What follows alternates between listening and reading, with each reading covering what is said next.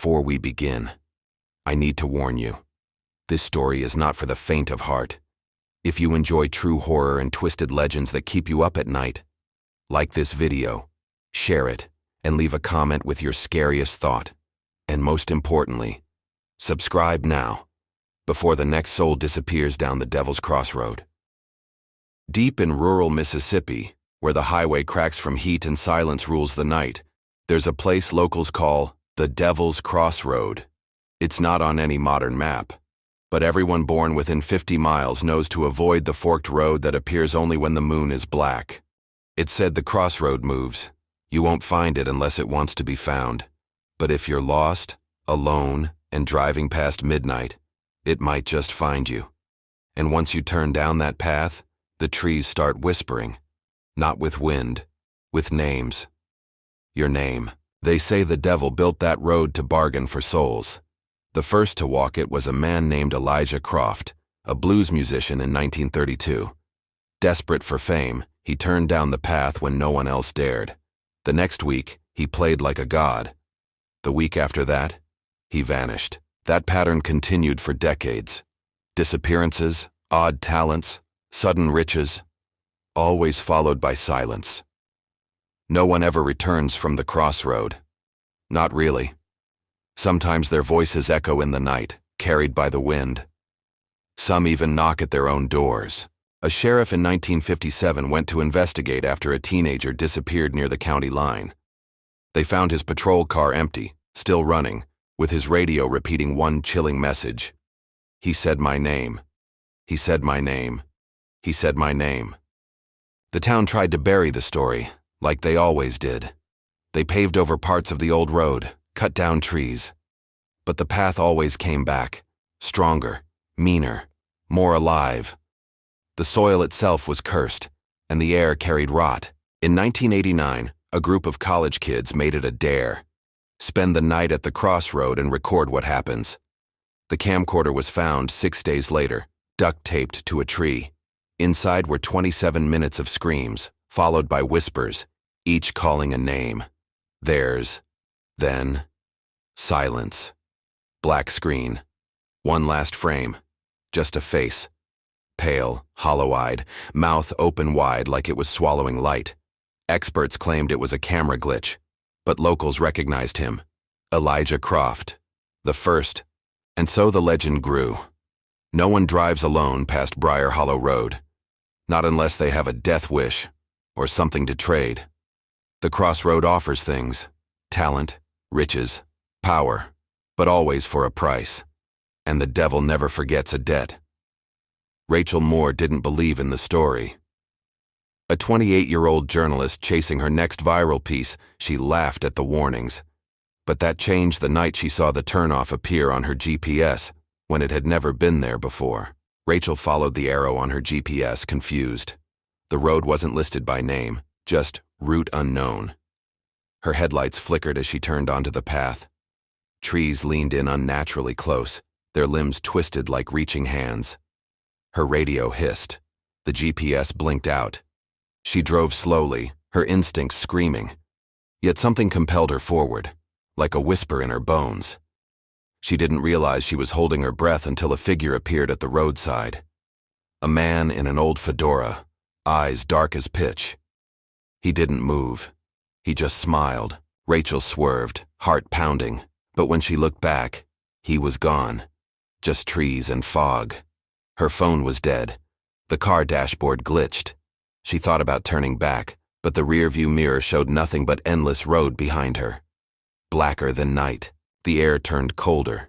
The forest was silent, no crickets, no wind. Just that heavy watching stillness. Then came the voice. A man's whisper from the passenger seat. Rachel. She slammed the brakes and turned. No one there. But the seat was warm. Sunken, panic rose. She grabbed her bag, opened the door, and ran. The car engine roared behind her, alive on its own. The headlights dimmed to red. Then, with a screech of tires, the car vanished, like it had never existed. Rachel stood alone at the crossroad. The path split ahead, forming the infamous fork. Left led to pitch-black woods. Right led to what looked like firelight flickering in the distance. Between them stood a signpost with names carved in blood. Elijah, Marlene, Officer Tate. Her own name was fresh. She stumbled backward, shaking. The forest began to hum, low and vibrating like breath. She heard whispers again. Hundreds this time. Layered. Male, female, old, young. All saying one word. Stay. And she realized she wasn't alone in the woods anymore. Figures stepped from the darkness. Pale, hollow-eyed. Some missing limbs. Others weeping blood. But none of them screamed. They watched her with sorrow, mouthing her name in unison. One stepped forward, his voice clear. You came. Willingly. It was Elijah Croft. Unaged, timeless, eyes like shattered glass. He spoke calmly. He's watching, girl, and once you hear the whisper, you belong to him. Unless you give him someone else. Rachel backed away. What are you talking about? She whispered. He smiled. It's always a trade. A life for a life. A soul for a story. That's how he survives. Rachel screamed as the ground beneath her feet cracked like dry bone. Roots wrapped around her ankles, tugging downward. She fought back, clawing at the soil. Just as the forest began to swallow her, a blinding white light surged across the trees. The whispering stopped. The figures vanished. Rachel sat gasping in the dirt. Her eyes met a symbol carved into the tree beside her. An inverted cross, inside a circle. She took photos instinctively, shaky hands working fast. Somehow her phone had power again, but only the camera worked. No signal, no time. She ran toward the firelight path, hoping to find help, or at least, answers. The trees whispered again. Too late. The firelight came from torches, ancient ones, held by faceless figures in black robes. They surrounded a stone altar etched with names, blood fresh in the grooves. Atop the altar lay a girl, young, alive, eyes wide with terror. Rachel screamed. The cultists turned to her in unison. No mouths, no eyes. But somehow, they saw. One stepped forward and raised a long blade carved from bone. She chose the road, it said without speaking. As you did, you both are offerings. The blade came down. Rachel lunged, grabbing a torch and swinging wildly. The flames roared unnaturally, scattering the figures. The girl rolled off the altar, sobbing. They ran, through branches, mud, shadows. Screams chased them, some inhuman. But Rachel never looked back. Hours passed, or maybe minutes. Time had lost meaning. Eventually the trees parted, and they stood back on the paved road outside Briar Hollow. No cars, no sound. Just Rachel, the girl, and silence. The crossroad was gone. No sign it had ever existed. The girl spoke only once. He let us go. For now. Rachel asked her name. She didn't know. Just whispered. Elijah told me I was next. Then she vanished. Just like that. Into the mist. Leaving Rachel alone again, clutching burned photos from her phone. Back in the city, Rachel published her story. The article went viral. Everyone thought it was fiction, creative journalism. But those who read it late at night claimed to hear whispers from their phones. Her inbox filled with one chilling phrase. He knows. Rachel never wrote again. She moved, changed names. But no matter where she went, she heard the whisper. Always soft, always close.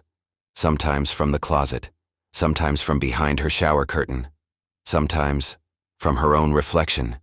She recorded everything, the sounds, the sightings, the symbols that kept appearing on her walls, until one day her camera captured a frame, a figure watching her sleep. Elijah, just standing in the corner. And then, the footage went dark. The last anyone saw of Rachel was a live stream. 10 seconds long, black screen, a single whisper. I forgive you. Then a scream. Then silence. Her apartment was empty, locked from the inside. All that remained was a scorched cross carved in the floor. Now, every few years, someone finds route unknown on their GPS. It appears for only one night, always during the black moon, always after someone reads the story aloud. The road finds you, not the other way around. People still disappear. A podcaster in Ohio, a YouTuber from Texas, a backpacker in Georgia. Their final uploads echo the same phrase. He said my name. Authorities never investigate. Locals refuse to speak. The Crossroad doesn't like attention. Urban legends call it cursed. Paranormal hunters call it a gateway. But the truth is darker. The Devil's Crossroad is alive. It feeds on ambition, on fear, on broken promises, and it always demands something in return. Those who survive don't stay silent out of fear. They stay silent because they've made a deal, and every deal has a timer. When it ends, so do they. Elijah Croft knew that. So did Rachel Moore. And soon, so will someone else. If you've made it this far, be careful tonight, because the whisper starts with a name. And if you hear yours, never answer, never speak back, never turn toward the sound. That's how it begins. That's how he gets in. The Crossroad doesn't care who you are. It only wants to be remembered. That's why stories like this spread. The more people talk about it, the stronger it becomes. Stories give it power. And you just listen to one. Check your GPS tonight. Watch your mirrors. Listen to the wind. The next path you take might not be on any map. It might not even exist. Until it does. And when it does, it'll be too late to turn around. The Crossroad waits for no one, but it welcomes everyone. And once you're on the road, it never lets go. Trade your soul or bring another. Those are the rules, and the devil always collects. So remember, don't look back. Don't stop driving. And above all, don't answer the whisper.